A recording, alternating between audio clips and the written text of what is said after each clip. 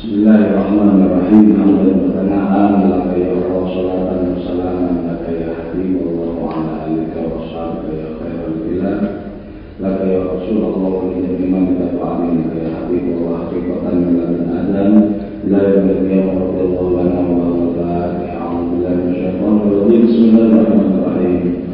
Alhamdulillahi rabbil alamin arrahmanir rahim maliki yaumiddin. Iyyaka na'budu wa iyyaka nasta'in ihdinas siratal mustaqim siratal ladzina an'amta 'alaihim ghairil maghdubi 'alaihim waladdallin amin. Wa taqarrabna ila Allah ta'ala Rasulullah sallallahu alaihi wasallam li salatina fi dunya wal akhirah wa dunya wa akhirah. Bismillah ar-Rahman ar-Rahim. Mubarak al-akhir wa sallallahu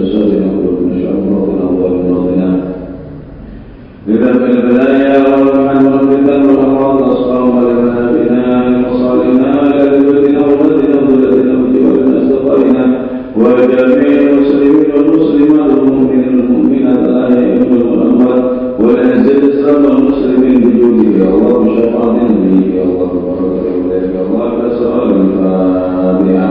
أعوذ بالله من الشيطان الرجيم. بسم الله الرحمن الرحيم. الحمد لله رب العالمين الرحمن الرحيم مالك يوم الدين. إياك نعبد وإياك نستعين اهدنا الصراط المستقيم صراط الذين أنعمت عليهم غير المغضوب عليهم ولا الضالين.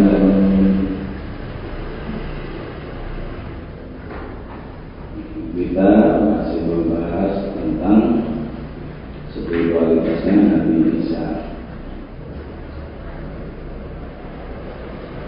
dengan judul puisi Uskufatun min biladil seorang uskuf dari Romawi. Kemarin pertemuan sebelum malam ini dijelaskan bahwa hikmah keilahian Nabi Isa itu adalah tidak adanya jarak antara subjek dengan Allah Ta'ala. Karena itu semenjak Nabi Isa lahir itu langsung melakukan sesuatu yang tidak masuk akal bisa dilakukan oleh manusia. Yaitu ketika bayi beliau langsung berbicara, qala inni Abdullah atani al-kitab wa ja'alani nabiyya wa ja'alani mubarakan aina kuntu wa awsani bis-sholati was-zakati ma kuntu hayya. Itu ketika beliau baru lahir. Kenapa? Karena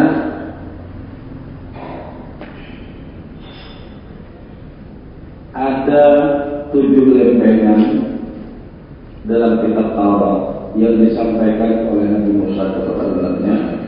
Sementara ada 2 lempengan dalam kitab Taurat yang khusus untuk Nabi Musa. Nah, yang 2 ini kemudian diwarisi oleh Nabi Isa sejak Nabi Isa lahir. 7 lempengan dalam kitab Taurat itu terdiri dari beberapa kami alami. Sementara 2 lempengan terakhir ini terdiri dari cahaya. 2 yang terakhir ini yang spesifik untuk Nabi Musa, tapi tidak disampaikan, tidak boleh disampaikan kepada umatnya. Itu langsung yang pertama kali direalisasikan oleh Nabi Isa. Andaikan 2 lempengan dari cahaya ini disampaikan oleh Nabi Musa kepada umatnya, maka tidak akan pernah lahir dan tidak akan pernah diutus Nabi Isa. Sebab lahirnya Nabi Isa itu untuk menyampaikan 2 lempengan terakhir dalam kitab Taurat yang terdiri dari lempengan cahaya itu, yaitu lempengan yang berisi tentang rububiyah, tentang ketuhanan, yang kedua berisi tentang qudrah, tentang kuasa. Nah, dari lempengan rububiyah ini yang kemudian Nabi Isa melakukan sesuatu bagi mereka itu hanya pantas dan bisa dilakukan Tuhan. Ini efeknya, akibatnya itu menjadi sedemikian besar dalam pembelokan sejarah agama samawi. Itulah sebabnya kemudian muncul adanya trinitas, karena apa yang dilakukan oleh Nabi Isa itu sesungguhnya murni merupakan tindakan dan perbuatan Allah Ta'ala, sehingga antara subjek yang tak lain adalah Nabi Isa dengan Allah Ta'ala itu sendiri menjadi tidak ada jarak sedikit pun. Laisa baini wa bainaka bainun, antara engkau dan aku tidak ada antara. Maka tindakan Nabi Isa menciptakan burung dari lempung, menyembuhkan penyakit kusta, menghidupkan orang mati, itu murni merupakan tindakan Allah Ta'ala dengan menggunakan Nabi Isa sebagai sarana. Lenyap Nabi Isa sebagai pribadi, tampil sebagai pengejawantahan Allah Ta'ala. Karena itu disebutkan di dalam Quran yang itu seperti ini, itu disebut hikmah dzatiyah. Nah, di dalam tasawuf hikmah dzatiyah itu mengatakan bahwa seseorang tidak mengalami kenikmatan apapun. Kenapa? Nikmat itu berada dalam jarak. Ketika engkau bukanlah aku dan aku bukanlah engkau, tapi ada hubungan antara engkau dan aku, di situ terjadi nikmat. Tapi ketika sepenuhnya adalah engkau dan engkau adalah aku, di mana nikmatnya? Nah, di sini disebutkan sebelum kita masuk kepada ayat berikutnya, wahsyiyatun nabil usul, kesepian yang paling ngelamun, kesendirian yang paling ngelamun, tidak ada nuansa dan aroma kenikmatan cinta di situ. Tidak ada. Berarti ketika seperti itu orang sampai kepada titik nadir ketiadaannya, dan yang bertahta itu tak lain adalah Allah Subhanahu Wa Taala. Sudah tidak ada jarak sama sekali. Tidak ada jarak sama sekali. Ketika tidak ada jarak sama sekali seperti itu, maka kesadaran itu menjadi tunggal, yaitu kesadaran ilahi. Makanya Nabi Isa disebut dengan Ruhullah. Tapi bagaimana posisi yang seperti ini sebenarnya? Apakah ini merupakan tingkatan atau posisi tertinggi? Tidak. Jadi, keakuan dalam spiritualitas itu berada di bawah keengkauan dalam spiritualitas. Kalau spiritualitasnya Nabi Musa itu kejiaan Allah, huwiyatuhu. Kalau spiritualitasnya Nabi Isa itu keakuan Allah, angan itu. Nah, kalau spiritualitas Rasulullah itu keengkauan Allah. Jadi ternyata posisi Habib itu, Habibullah, itu berada di atas posisi Ruhullah. Jadi kenapa jarak di sini menjadi lebih mulia dari tanpa jarak? Kenapa jarak lebih mulia dibandingkan dengan tanpa jarak? Ketika Nabi Isa masuk dalam hikmah dzatiyah, tenggelam sepenuhnya dia, hilang sebagai diri, hilang sebagai pribadi. Hilang. Tapi ketika Nabi Muhammad mengambil jarak, justru menjadi sangat sempurna untuk mengurusi kehidupan ini. Itulah sebabnya beliau memilih pulang ketika sudah ikhlas berhadapan dengan Allah Ta'ala, milih pulang untuk mengurusi umat manusia yang bau dengan lumpur dosa. Jadi kalau para sufi kan kiri terhadap kiratnya Nabi Musa. Syabdul Qudus dari Sungai Gangga itu dia bilang, kalau aku jadi Muhammad dan aku mi'raj sebagaimana Muhammad, aku tidak akan pulang lagi ke bumi. Untuk apa? Repot-repot mengurusi tulus bersama manusia. Tapi Nabi tidak. Jadi sengaja dibikin jarak justru agar menjadi lebih sempurna ketergantungannya kepada Allah Ta'ala. Kalau sudah sepenuhnya tanpa jarak, maka perasaan tergantung itu tidak ada. Bagaimana memiliki perasaan tergantung? Merasa diri sendiri saja sudah tidak ada. Rasa diri sendiri tidak ada. Rasa bergantung tidak. Maka dalam bahasa disebut ada tanah orang tenggelam sepenuhnya dalam samudra dalam beda. Lalu ada pokok, yaitu ketika sudah dilintaskan kepada Allah ketenggelamnya. Untuk apa? Untuk mengurus kehidupan ini. Al-bapak ba'dal anak afdul minal anak nafsihi. Bapak setelah anak lebih utama dibandingkan dengan anak itu sendiri. Coba ketika kasih tanah, di mana caranya? Qad a'jazat kulla alamin bimilladina wa dawudiyan wa hidran thumma fisisa. Qad a'jazat sungguhlah melemahkan keimanan dia kulla alamin kepada setiap orang yang sangat alim bimilladina terhadap agama kita, agama Islam ini. Wadawudian juga membuat lemah setiap orang yang mengikuti kitab Zaburnya Nabi Daud. Wa Ibron membuat lemah juga kepada setiap pendeta Tuna Istisa dan juga menaklukkan para uskup. Semua kitab yang baik, Quran ya, terus Zabur, terus Injil, kitab yang 4 itu semuanya berbicara berkaitan dengan al-asma al-ilahiyah as-sifat, berkaitan dengan nama-nama keilahian. Karena itu orang yang paling alim tentang Quran, orang yang paling alim tentang Zabur, orang yang paling alim tentang Injil, orang yang paling alim tentang Taurat, itu dibikin tidak berputih ketika sudah berhadapan dengan ibadah dia. Kenapa? Tenggelam. Apa yang bisa dibicarakan oleh orang yang tenggelam? Tidak bisa. Tidak bisa berbicara apa-apa. Ketika ditanya kepada mereka yang tenggelam itu, kau ada atau tidak? Aku pun tak tahu aku ini ada atau tidak. Tapi ketika ditanya kepada orang yang sudah diangkis di ketenggelaman, masuk dalam dunia kebahagiaan, dalam mengurus umat manusia, ditanya, kau ada tidak? Sebagai pribadi aku tidak, tapi sebagai pengejawan lain jelas aku ada. Jadi tidak kebingungan. Orang yang panah yang tenggelam itu serba kebingungan. Serba kebingungan. Aku sudah bercerita, tapi dengan siapa aku tak tahu. Kalau itu orang panah. Aku segera tenggelam, tapi di mana? Aku juga tak tahu. Karena dari saking sempurnanya tenggelam, lenyap dia sebagai pribadi, kehidupannya sebagaimana mayat yang ada di lautan keberadaannya seperti di lautan. Geraknya adalah gerak gelombang, tidak memiliki gerak sendiri.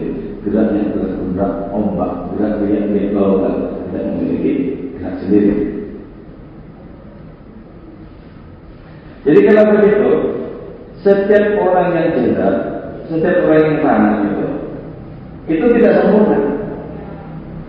Itulah sebabnya ya, karena tidak sempurna itulah maka kemudian mereka tidak diberi mandat untuk menjelaskan tentang hikmah keagamaan. Kita berhadapan dengan orang jahat itu seperti kita berhadapan dengan makanan dan kita pas mengambil sebisa-bisa dia apa. Jangan pernah berharap dia akan menjelaskan sesuatu kepada kita. Tidak akan pernah menjelaskan apa-apa. Karena itu ketika orang berada di tanah ini, dia sesungguhnya secara sempurna kembali kepada asal usulnya di dalam ketiadaan. Ada makdir ketiadaan semata. Maka orang tanah ini mengalami tanazul, sementara orang-orang waras itu mengalami taroki. Tanazul itu orang lahir kemudian tenggelam dalam samudra tauhid, baru orang ini baru mau belajar tentang syariat, tentang tata krama, tentang akhlak manusia. Turun dia. Jadi puncak dari orang yang tanazul ini adalah awal mula dari taroki. Puncak orang yang taroki adalah awal mula dari tanazul. Nah, ketemunya di mana? Oke. Jadi orang yang jasad, yang lahir kemudian dibikin termabuk-mabuk kepada Allah Ta'ala, orang yang tidak mengerti tata aturan dan semacamnya, itu baru mengais ilmu untuk belajar tanpa tanya untuk sholat ada sebenarnya. Ya kan? Orang seperti itu dalam sholat itu bersyarat kali tidak sah. Kenapa? Sholat kok ketawa? Itu banyak ya orang jalan itu sholatnya ketawa. Ada orang jalan Allahu Akbar itu hujan. Kemudian burung merpati itu belum. Itu sholat itu gimana? Jadi itu tidak sah. Itu yang dikatakan oleh Kiai Mubashir Maulid. Orang yang dari awal sudah bisa mengetahui tentang kejahatan dan kelebihan Husni. Ini Mubashir bilang kepada pengikutnya Husni, kalau kalian sama Husni dan kalian tidak menyaksikan Husni sholat, kalian jangan ikut-ikutan. Husni itu justru kalau sholat malah batal, tidak sah. Jadi kan, nah hanya sedikit orang yang tanazul itu dan bisa berbicara dengan bagus, hanya sedikit orang. Di antaranya adalah yaitu Syekh Ahmad Al-Badawi. Dia tanazul, dia tidak pernah disaksikan oleh orang lain melakukan sholat. Ketika didemo oleh umatnya, oleh masyarakatnya, kenapa tidak sholat? Lantas serempak ya muncul menjadi 5 sosok. Kemudian dia bilang, Ahmad Badawi yang mana yang kalian dia tidak sholat? Setelah itu menyatu jadi satu lagi. Hanya sedikit orang yang tanazul itu yang bisa menjelaskan tentang menikah itu spiritualitasnya sedikit orang. Seperti Syekh Ahmad Al-Badawi. Kenapa mereka tidak bisa? Mereka tidak tahu pedihnya proses-proses rohani. Mereka tidak tahu bagaimana pedihnya digebuk oleh nafsu amarah sendiri. Tidak paham. Karena itu tidak bisa memberikan bimbingan. Nah sebenarnya yang tahu ini, yang belajar puasa Daud, belajar puasa Senin Kamis, belajar bangun malam tahajud, belajar mengendalikan nafsu, kita tahu baiknya aplikasi itu perjalanan rohani dan ngerti. Karena itu dengan fasih menurut sampai ini model awal di sini ada lingkungan, awal di sini ada bahaya, awal di sini ini cara menanggulangi dan semacamnya. Ada dari atas dari bawah ke atas itu pasti untuk menjelaskan pengalaman-pengalamannya. Sementara yang dari atas ke bawah itu jarang sekali yang bisa menjelaskan tentang bagaimana kita itu untuk mencapai Allah Subhanahu Wa Taala. Tapi ya, walaupun sebagai pembimbing orang yang tahu ingin menjadi lebih sempurna, tapi orang yang bisa menjelaskan ini itu juga bisa dibikin kikuk ketika sudah berhadapan-hadapan dengan orang lain kan. Bagaimana bisa dijelaskan ketenggelaman dalam samudera yang tidak berdasar dan tidak berpaham? Jadi qad'ajazatul alam. Jadi orang-orang yang pandai tafsir sampai yang berbeda, tafsir Quran, tafsir kitab Zabur, tafsir kitab Injil, tafsir kitab Taurat, tidak akan bisa mengurai orang-orang yang tergila-gila kepada Allah Taala. Tidak bisa mengurai. Qad'ajazatul alam billah ini. Mengurai itu. Jadi seluruh ilmu pengetahuan tentang keilahian itu hanyalah setetes dibandingkan dengan pengalaman keilahian berupa penjelaman dalam samudera ilahi dari ilmu mereka. Maka karena itu kemudian ketika masuk ke dalam samudera keilahian itu banyak para sufi para wali berhenti sampai di situ. Cukup sampai di sini kata orang Nabi, bolak-balik ngomong seperti itu. Cukup sampai di sini. Ini pembicaraan tidak ada kesudahannya. Kalau Syekh tidak terbilang, cukup sampai di sini. Kalau orang ingin bertanya, lebih baik kau jangan saja pikirmu. Ada di balik setitik debu semesta, ada alam rohani yang tidak ada batas. Bahkan matahari di langit itu bilang, aku bukanlah sumber cahaya, aku menerima cahaya dari matahari yang lain atas Tuhan. Tidak ada batasnya. Maka orang-orang yang arifah itu menyaksikan keterbatasan dunia ini, menyaksikan tidak terhingga-hingga, menyaksikan sesuatu tersebut sama dengan menyaksikan samudera raya yang tidak ada batasnya. Dari situ kemudian kita bisa mengatakan bahwa segala yang ada adalah jendela untuk memasuki kita keinginan. Bacalah yang terbatas dengan seksama agar menemukan yang tak terbatas. Bacalah yang nisbi agar sampai kepada yang mutlak dan lain semacamnya. Dan pembacaan yang paling ampuh untuk mengantarkan kita ke sana adalah pembacaan kepada diri kita sendiri. Inilah kitab paling sakral diri sendiri. Inilah kitab yang paling ampuh yang siapapun bisa menghatamkannya pasti sampai kepada Allah Taala. Karena itu kemudian dihabiskan man arafa nafsahu faqad arafa rabbahu. Kenal kepada diri. Kenapa sampai dihabiskan seperti itu? Karena diri kita masing-masing itu adalah bayang-bayang dari performa keilahian asli. Bayang-bayang dari performa keilahian.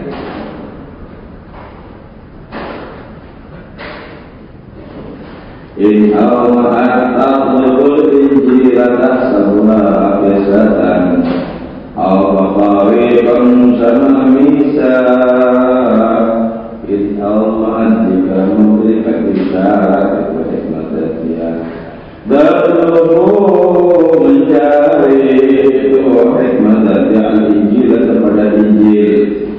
Jadi hikmatnya hikmat ilahiyah di mana subjek habis, subjek lemah, subjek tidak ada apa-apanya sama sekali, yang ada adalah pengejawaban Allah Ta'ala. Kalau hikmah dari seperti itu mengisyaratkan sesuatu untuk bisa dipahami, maka yang ditunjuk adalah Injil. Kenapa yang ditunjuk untuk Injil?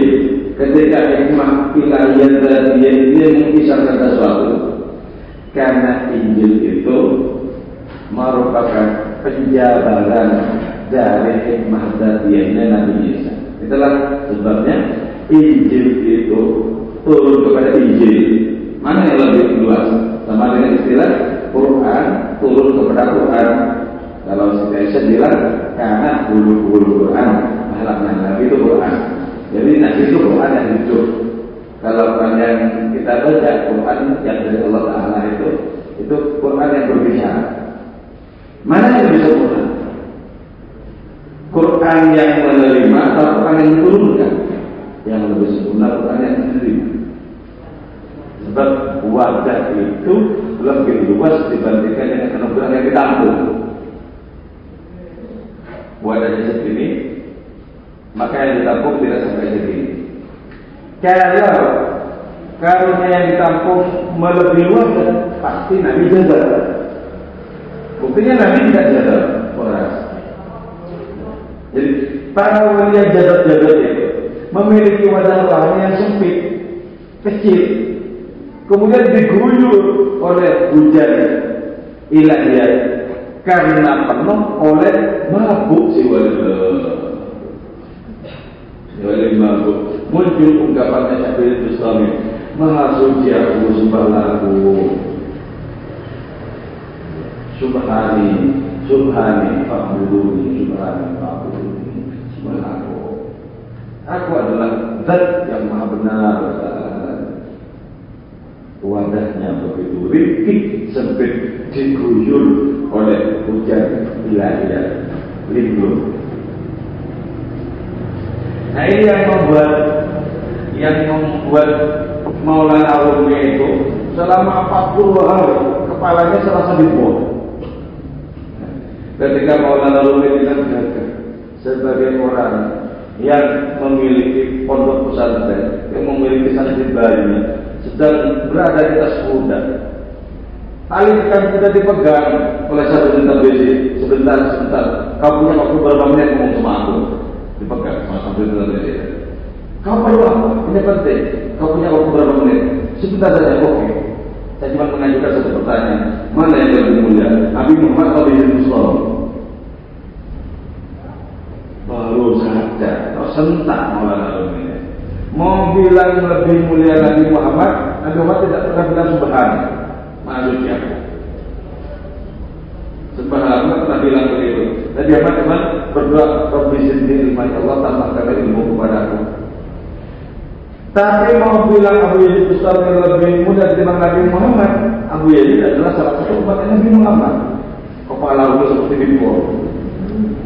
Dan tidak bisa menyelesaikan pertanyaan seperti itu. Kemudian kita resisten. Kau kalau bertanggung jawab, ya. Kau yang sudah bikin kepala pening dengan pertanyaan. Dan lalu ditarik satu tradisi, dibawa ke dalam satu rumah selama 40 hari tidak keluar dan membahas pertanyaan seperti itu. Akhirnya muncul jawaban dari Allah Taala bahwa di hadapan Muhammad yang samudra, Abu Jahal adalah kafir yang sangat kecil.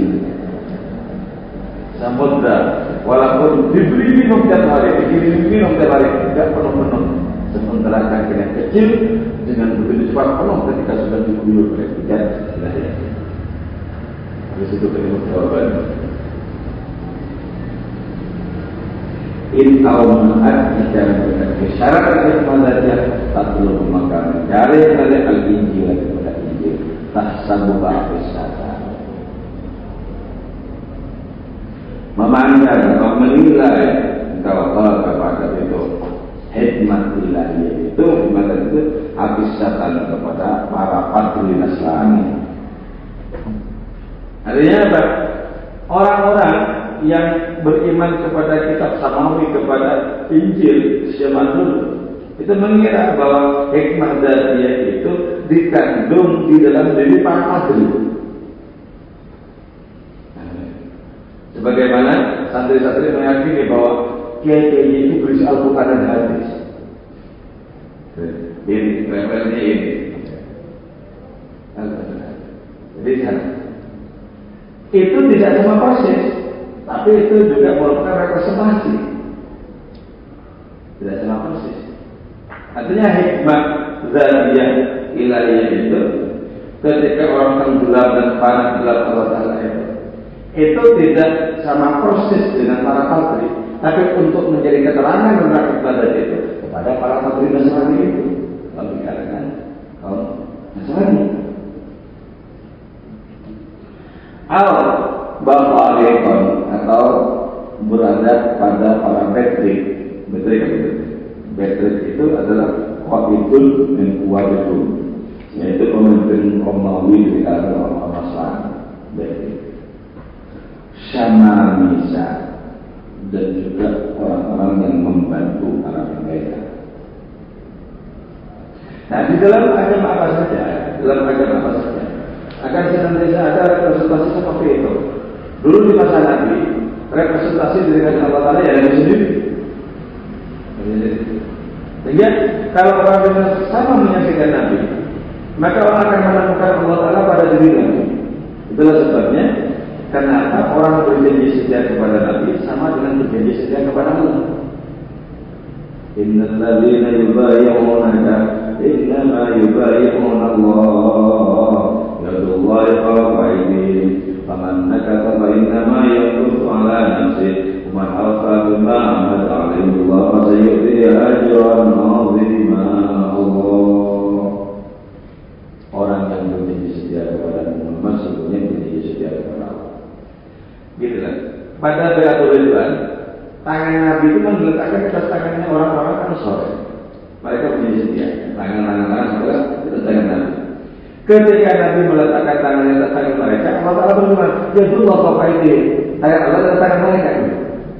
Tangannya Nabi diaku oleh Allah sebagai tangan Allah. Tangannya Nabi diaku oleh Allah Taala sebagai tangan Allah. Kalau orang-orang dari kalangan ilmu kalam mengatakan Yadullah fawqa aydihim, kekuasaan Allah atas kekuasaan mereka. Terlalu jauh berasal seperti itu. Tidak sesuai dengan konteks sebelum nuzul. Jadi tangan Allah, maksudnya tangan Nabi diambil sebagai tangan Allah oleh Allah sendiri. Rasul itu menjadi Rasul ketika sudah tidak memiliki identitas apapun dari dirinya sendiri. Ketika sudah sepenuh-penuhnya adalah kehendak Tuhannya, maka layak Rasul sebagai Rasul. Kalau Rasul masih memiliki kehendak sendiri yang tidak sama dengan kehendak Tuhannya, maka dia juga sebagai Rasul.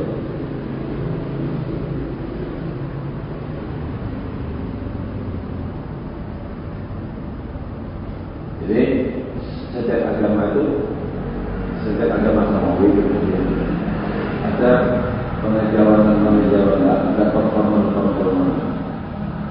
keilahian pada orang-orang terpilih, orang-orang terpilih.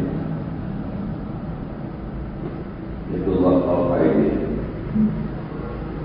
Tangan Allah di atas tangan mereka. Nah, dalam konteks seperti ini muncul hadis-hadis yang mengikuti. Namanya ya, sebenarnya dalam Sahih Muslim ada sabda Nabi, "Man ra'ani faqad ra'a." Orang yang menyaksikan aku sungguh menyaksikan Allah yang Maha Benar. Ada hadis yang hanya dikutip saya kira oleh Ibnu Arabi, yaitu An Ahmad bilang, saya itu Ahmad nama Ahad. Ahad itu salah satu asmaul husna. Tapi bedanya apa? Nabi bersabda seperti ini dengan Yazid. Apa bedanya dengan Yazid? Nabi dengan pertama saya bukan itu. Kenapa? Wadahnya sangat besar dan tanggul. Nabi saya. Nah kalau Yazid memang tidak ada, lenyap dia sebagai dia sendiri. Karena itu suatu malam ketika kembuk rohani Yazid dia bilang, masuk siapa kepala aku. Dia tidak sadar ngomong seperti itu, karena dia sudah lenyap sebagai diri sendiri dipakai oleh Allah. Setelah subuh, santri-santrinya bilang, Syekh, tadi kata-kata jenengan ngaco, tidak sesuai dengan syariat. Memang saya bilang apa? Jenengan bilang, maha suci aku, sembahlah aku. Baik, kalau kata-kata itu bukan lagi, jangan segan-segan, tusuklah aku. Aku berada dalam badan ini dan badan ini tunduk kepada syariat. Perjanjian seperti itu dengan satu-satu. Ketika esok malamnya lagi, rohaninya kambuh lagi, muncul lagi kata-kata tak senonoh. Maka karena sudah ada kesepakatan dengan santri-santrinya, santri-santri beliau ngamuk seperti tentara assassin. Setiap kali mereka memegang dulu mereka sendirilah yang bersebagainya. Kenapa? Hilang Abu Yazid sebenarnya. Ketika mereka memandang Abu Yazid, sesungguhnya mereka memandang kepada Allah Ta'ala. Di pedang mereka sedang bersebagainya. Pedang mereka sedang bersebagainya. Ada salah satu santri yang berada antara patuh dan tidak kepada gurunya. Ini mau saya tusuk atau tidak, saya tusuk atau tidak. Mau saya tusuk, teman-teman sudah bergelimpangan bersihkan. Mau tidak saya laksanakan, bagaimana rasa kepada saya kepada guru saya. Berada di antara melaksanakan perintah dan tidak melaksanakan. Orang itu lecet seluruh badan.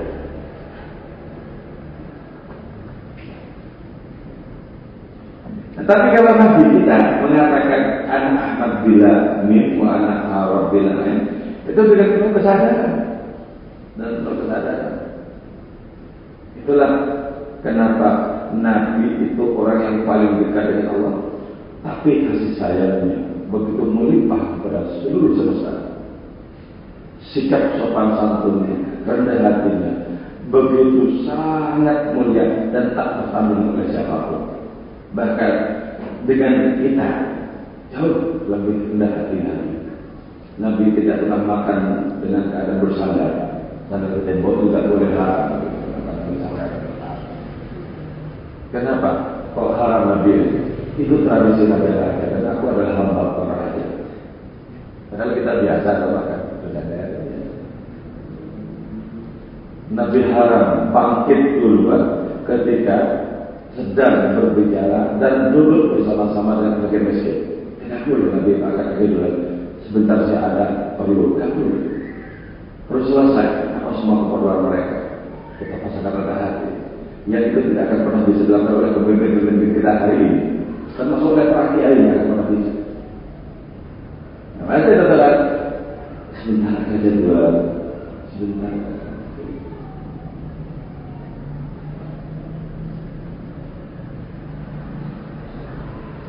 ناديته إذ رحلت بالبين قتها يا عادي العيش لا تأتوا بها ketika hikmah ilahiyah zatiyah itu mau pergi dari hati, begitu hati, maka ku panggil, oi, wahai penggembala unta, jangan kau bawa serentak unta itu. Artinya, ketika jarak itu mau diambil, ketika sudah mau meninggalkan kemah suci bersama hati, maka orang yang sudah memiliki, orang yang sudah merasakan adanya nikmat ilahiyah zatiyah itu tidak mau rasanya, tidak mau. Biarpun untuk ukuran kebahagiaan kesenangan terutama bisa saja berjalan itu lebih senang ketimbang menyatu. Tadi dikatakan bahwa ketika engkau adalah aku, sampai antara kita ada hubungan yang baik, maka kita kebahagiaan. Tapi ketika sebenarnya aku adalah aku sehingga tidak ada lagi sebutan aku dan engkau, maka itu adalah kebahagiaan.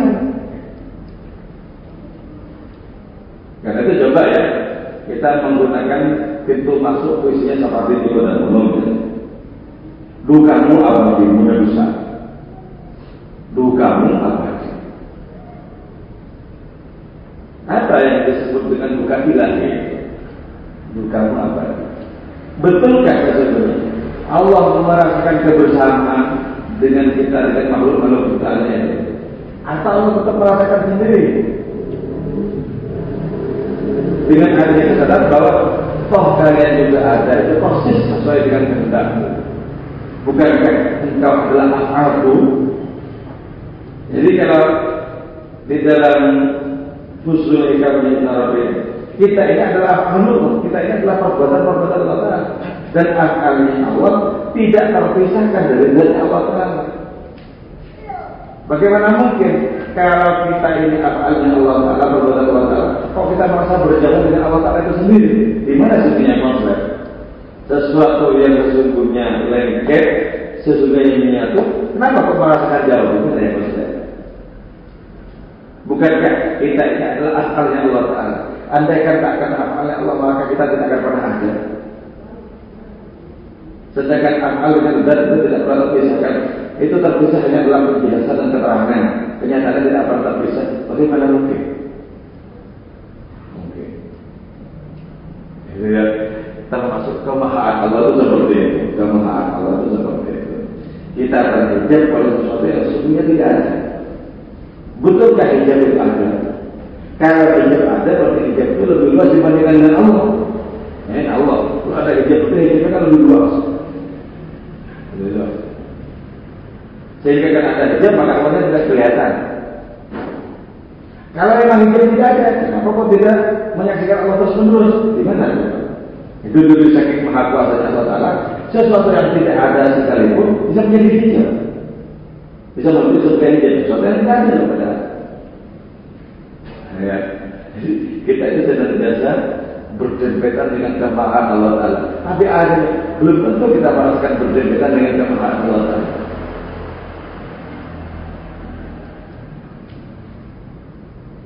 Jika kalau begitu kita ini terpisah atau tidak terpisah dari Allah Ta'ala. Kalau terpisah, di mana wujud terpisahannya? Seperti apa? Kalau memang terpisah, bukankah kita ini semua, bukankah alam semesta ini dikandung oleh Allah? Bukankah Allah Al-Muhit meliputi segala sesuatu? Bukankah Allah Al-Muhit sangat dekat, bahkan lebih dekat dibandingkan dengan dekatnya pandangan dan mata kita, dibandingkan dengan dekatnya pendengaran dengan kita? Sangat dekat, menyatukan kita atau terpisahkan kita. Para ulama mencoba untuk melakukan tanzih, mensucikan Allah Ta'ala bahwa makhluk tetap makhluk Allah Ta'ala. Tak akan pernah makhluk menjadi Allah, sebagaimana Allah tak akan pernah menjadi makhluk. Mereka melakukan tanzih.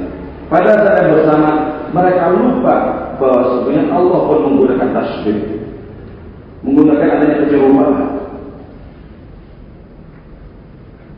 Allah menyebutkan pendengaran kita, penglihatan kita. Dari mana sesungguhnya? pendengaran kita, penglihatan kita, kalau tidak merupakan ciptaan dari pendengaran dan penglihatan Allah Ta'ala itu sendiri. Ya, di sini mengalami ulang kali kenyataan rasa mengatakan bahwa sesungguhnya tidak ada apa yang terpisah dari Allah Ta'ala. Tapi kalau ingin mentafsirkan Allah Ta'ala tidak harus dipisahkan, harus dipisahkan. Sebab kalau tidak dipisahkan nanti tidak mensucikan Allah Ta'ala itu sendiri. Padahal Nabi itu ditolak karena tamjid tidak menggunakan tasbih. Ditolak oleh umatnya karena hanya menggunakan tamjid, tidak ada tasbih. Kalau Nabi kita menggunakan kedua-duanya sekaligus, mensucikan Allah Ta'ala, tapi juga tidak membebaskan Allah sepenuh-penuhnya dari adanya keterhubungan, dari adanya kesamaan dengan makhluk-makhluk. Tidak seperti itu. Ketika Nabi menyatakan aku bukti kemingkan, aku berlindung kepadamu dari engkau, itu bukan sesungguhnya kesadaran keesaan, kemanusiaan. Aku berlindung kepadamu dari engkau, berarti selain Allah tidak ada yang berbahaya. Untuk apa aku berlindung kepadamu dari setan? Kalau setan tidak memiliki bahaya, akan tidak dikendalikan. Tapi kenapa kita juga diajari membaca? Faiza qara'al Qur'ana fasta'in billahi minasyaitonir rajim. Kenapa kalau diceritakan a'udzubillahi minasyaitonir rajim? Bukankah setan bersama dengan kita tidak memiliki daya upaya juga? A'udzubillahi minasyaitonir rajim. Di mana sebenarnya titik pusat sandiwara ini di mana? Jadi, Nabi menyatakan ada 3 tingkatan. A'udzu bitawabika min iqabik. Saya berlindung ya Allah dengan pahalamu, berlindung dari siksamu.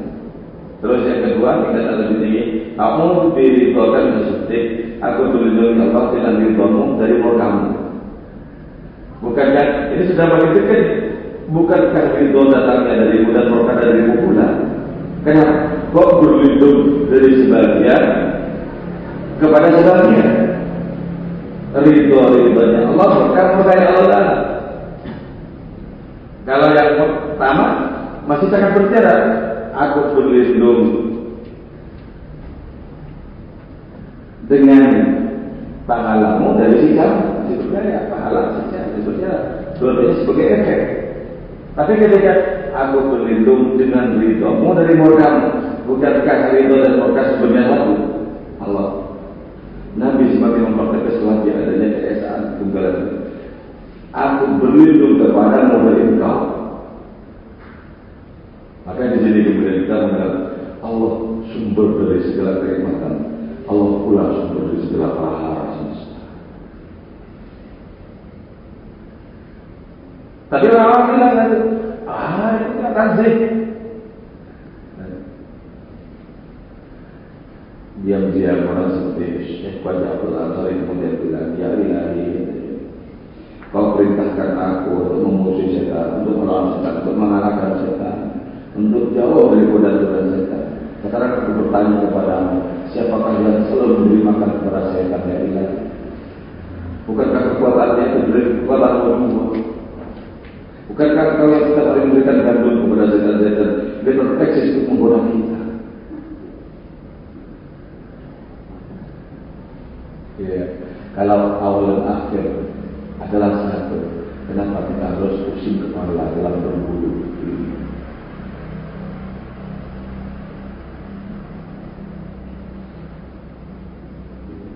Ya, ini ya, kita merasakan kenikmatan dalam hati, nikmat keilahian. Ketika mau pergi, bilang, jangan pergi.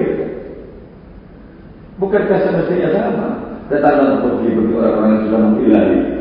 Setelah suatu boleh datang, setelah suatu boleh pergi. Orang yang manis karena kehilangan sesuatu, berarti orang ini tidak mengerti sama sekali sandiwara ilahi. Orang yang melonjak-lonjak karena mendapatkan sesuatu, sama tidak mengertinya juga.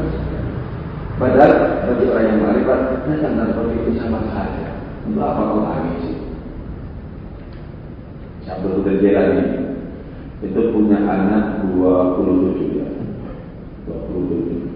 dengan istri 4. Sekali menikah langsung 4, tidak 1, baru 2, baru 3, baru enggak, langsung 4. Jadi langsung memenuhi kuota. Punya anak 27. Yang hidup sampai besar itu cuma 13. Selebihnya mati sekali itu. Setiap kali istri bila melahirkan, bila bilang apa? Kau sudah mati. Kepadanya istri bilang kau sudah mati. Kenapa kau bilang seperti itu? Agar suatu saat kalau mati beneran tidak merasa kehilangan. Kau sudah mati. Sama dengan orang mendapatkan karunia, kau habis. Agar kalau mati beneran tidak ada penyesalan, tidak ada rasa sakit hati kecewanya. Kalau bilang tidak, tidak masalah. Sudah dibilang sejak kali datang, kau habis. Artinya bagaimana? Mempererat hubungan antara awal dan akhir. Mempererat hubungan antara dimensi yang satu dengan dimensi yang lain. Mempererat. Agar beberapa hal yang tidak sama itu tidak dipandang bertentangan. Nanti kita akan merasakan sama. Allah Al-Muntaqim adalah Allah Al-Munqim. Allah yang memberikan nikmat dan Allah yang memberikan siksa. Dari mana datangnya kontroversi? Dari mana datangnya pertentangan-pertentangan? Dari mana? Dari nama-nama Allah Ta'ala yang berlawanan. Coba, nama-nama Allah Ta'ala kan banyak yang berseberangan. Satunya misalnya Maha Pengampun, satunya Maha Pensetia. Satunya Maha Damai, ya salam. Satunya lagi Al-Qahar yang memaksa. Satunya lagi Al-Latif yang lembut. Satunya lagi Al-Jabbar perkasa. Nah, sementara nama-nama ini memiliki objek-objek yang dikelola. Objek yang dikelola. Dan itu kalau orang diridhoi oleh nama Allah Ta'ala maka orang ini berarti mengikuti petunjuk Allah Ta'ala. Tapi yang diridhoi oleh Allah, apakah dia diridhoi oleh Al-Mudir yang menyesatkannya? Tidak. Mana yang diridhoi oleh Al-Mudir? Iblis atau beriman? Coba, mana? Yang diridhoi nama Al-Mudir itu iblis atau beriman? Yang diridhoi oleh namanya. Tentu saja yang lebih cocok itu adalah iblis yang punya Al-Mudir. Kenapa? Korelasinya kuat. Korelasinya kuat.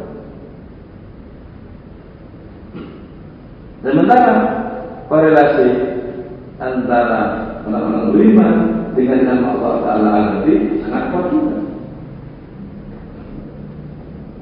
Kemudian kita kegaduhan semesta. Inilah drama paling kolosal di mana Allah telah berkata balik segala sesuatu. Pandanglah dengan cermat, maka kita akan menemukan asal usul segala di sana. Innal amra kullahu minhu wa ilayya. Seluruh perkara warna-warni bertentangan, bergebu, bergerak-gerak, jatuh dan bangunnya perhadapan.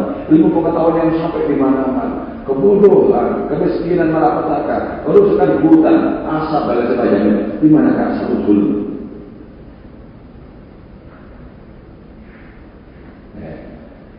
Betapa pengembangan gereja, betapa diperlukan juga kearifan, betapa diperlukan sikap bertani. Kita mengatakan sesuatu sebagaimana semestinya ada kemana. Oke, ini 3 ayat dari puisinya Muhyiddin Ibn Arabi. Untuk bab ini Uskupan Membilati Rum masih tinggal 3 bait lagi. Ada yang mau ditanyakan? Saya tidak ngerti. Saya tidak mengerti semua. Silakan.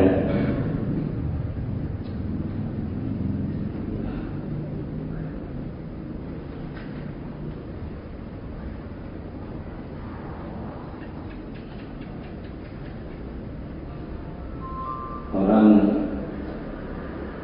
kalau menekuni bisa merasakan ibarat Jalan kepada Allah itu seperti ketekuk. Itu bosnya yang panjang tidak terarah, kemudian jadi segini. Jadi dalam itu diusaha untuk membuat singkat perjalanan beribu-ribu.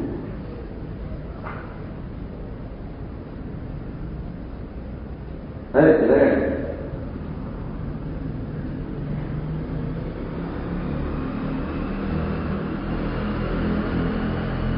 Jawabannya ada yang mendekati yaitu puisi dari Ahmad Syauqi dalam kitab Nahjul Burda. Nahjul Burda ini mengikuti gaya kitab Burda.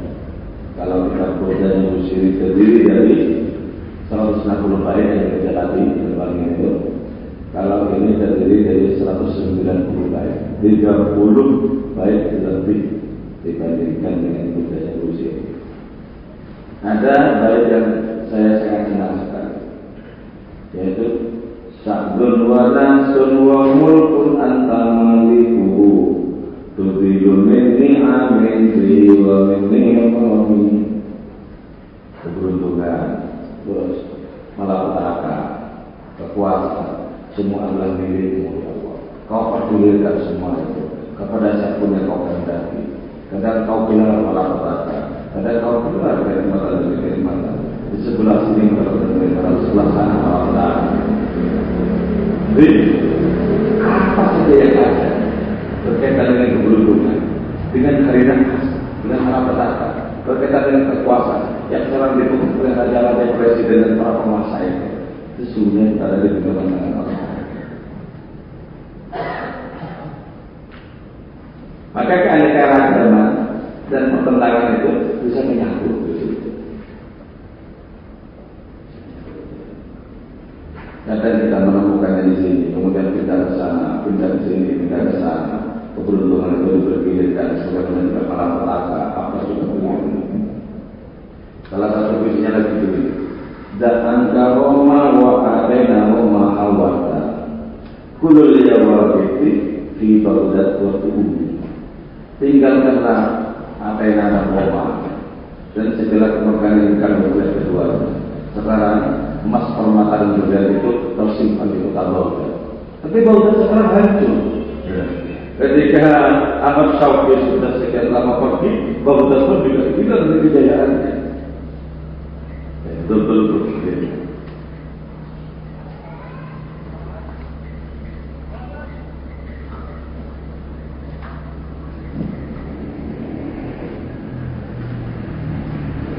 Tidak baik, lupa terbalik.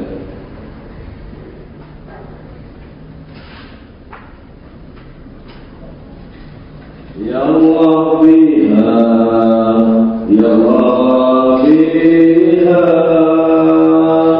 Ya Allah bi husnil khatimah.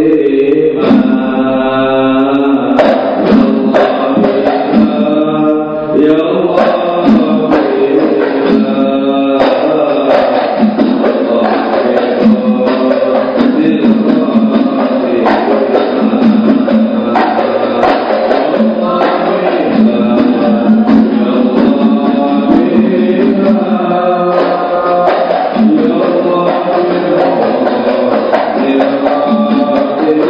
Ya